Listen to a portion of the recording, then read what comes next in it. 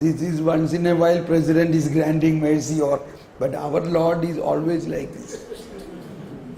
Therefore, now suppose all such cases gone to president is considered mercifully, then eventually probably everybody think, why unnecessarily going to this court? This man last 10 years went to court after court after court, and there is so much fight and other thing. But finally, the president say, no, he's mercy. Then eventually the court itself will not need. That is the eventually of the kingdom of God when it comes in full measure. Because God is full of mercy. Can you believe that? Now it is not possible because we are always tuned to one another approach.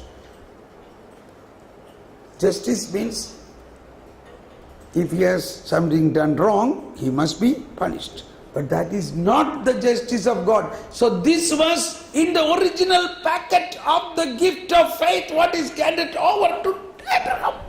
That's what St. Paul says. Abraham believed and that was considered as righteousness to him.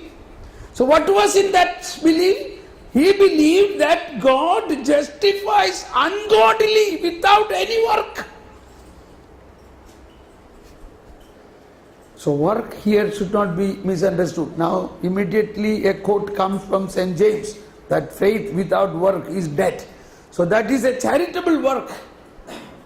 Once you are in faith, you should also love your neighbor, you should do good for the poor, and that is another action. But here what is about the righteousness of God, that the righteousness you receive is not because of your work. If you receive because of the work, then it is a wages, it is not a gift. You understand?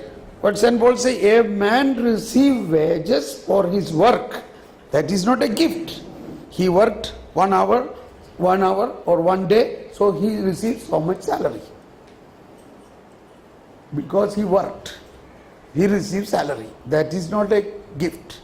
But here, Abraham received this not because of his work, because of God's gift. That is what we also received. Now the Pharisees and scribes are telling, no, you have to work. You have to obey the law through your work. That is not the faith God has given to Abraham. You got it? Don't worry if you don't get it, but you ponder on it. It will come to know only when a situation comes, when somebody has done a very serious sin and that person is in front of you. And the Holy Spirit will tell you, be compassionate, forgive. What? I forgive him? He did such a bad thing to me and I forgive him. And the Holy Spirit will pour out his love through Jesus Christ. And like Jesus did to the Pharisees, they could not do anything. They went away.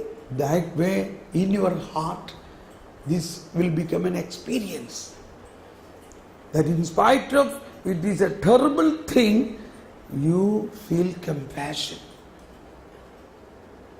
That is because it is a gift of Holy Spirit working in us. Now that's all I can say. You have to experience it in your own life. Even when you commit a sin. Suppose you committed a terrible sin. You yourself are in a trauma. You yourself began to hate you. You understand? Because you are a terrible sinner. Now this is where the other part of the commandment says, love your neighbor as yourself. Love your neighbor as yourself. Now you are not able to love your neighbor. Why? Because you are not able to love yourself first. It is not a matter of your own greed or your own selfishness. Love yourself through the eyes of God, like God loves you. Now that is what now from the beginning what we developed. God loves you as a child. God loves you because God created you in His own image and likeness. Do you see you in that way? I see, we must see, I am created by God, a masterpiece in the image and likeness of God. Oh, thank God. I love me. I love myself. Honorable, honored, glorified because I am created by God like Him. That is the way we have to understand and love yourself. Love others as you love yourself. So when you recognize you are a child of God and you are created in the image and likeness of God, then you will see also others like that. Now in between whatever sin has come, that cannot change this situation after Jesus Christ. Because Jesus, now we are already persons in the image and likeness of God, but yet, oh, the word of God is coming now. Romans 8:10. Romans 8:10. Romans 8:10 says, even if your body is dead because of sin, but if Christ dwells in you, you are saved because of righteousness.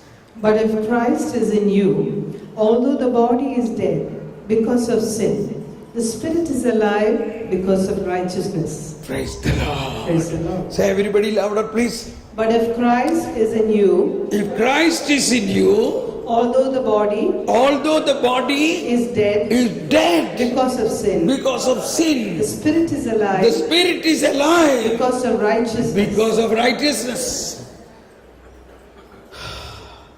Praise the Lord. Praise the Lord. So this you will experience in your own life. You are already experiencing this. We are already in this experience.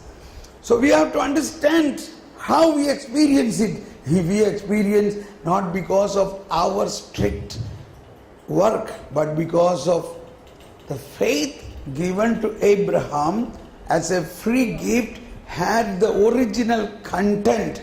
In that content itself, it was this, that God justifies the ungodly. And that become righteous. And so Abraham believed that. That is why he became righteous. So this track of faith has to come into us. It is not easy. Don't worry if you don't get it, but ponder on it. Pray, pray, pray. I got it only at the age of 60. So don't worry if you don't get it now. But you don't have to wait up to the age of 62 because the Holy Spirit can work in every age. So that is why it was revealed to me. So I am eager to share this to others so that you don't have to wait up to the age of 60 to understand this. You must understand now. That is how the world will renew. And you must pray about this aspect. You must spend time waiting in the Lord in adoration. Then God and the Holy Spirit will reveal this to us. So, these are the way of life in the Spirit. So, in Romans 8 is the chapter of life in the Spirit. So, the life in the Spirit you must understand through Romans 8. Romans 8 gives the complete explanation of the life in the Spirit. How the Holy Spirit guides us. It begins with no condemnation for those who are in Christ. So first of all, remove all that fear of condemnation. Even you are a sinner, that's what Romans 8:10 says. You are such a great sinner. You are a mortal sinner. But still, if the Christ is in you, then how can you sin when Christ is in you? So this is a turning point. But normally, when Christ is in you through baptism, confirmation and Eucharist and through faith, you normally cannot do such a sin. But even though your body is weak and you have fallen into such a circumstances and you happen to commit such a sin, but still still you must hope that without the work, God will justify you because of faith. Because Christ is in you through faith. And that Christ who is in you is the one who redeemed the ungodly without the work. So when you believe this, you will experience such a grace. Then thereafter, you may not be able to do that.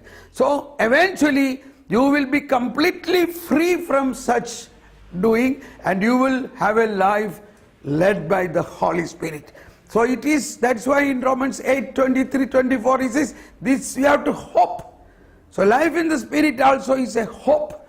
You are hoping that the Holy Spirit will set you free eventually from all these problems. You hope. That's what I referred, like the night watchman, wait for the dawn.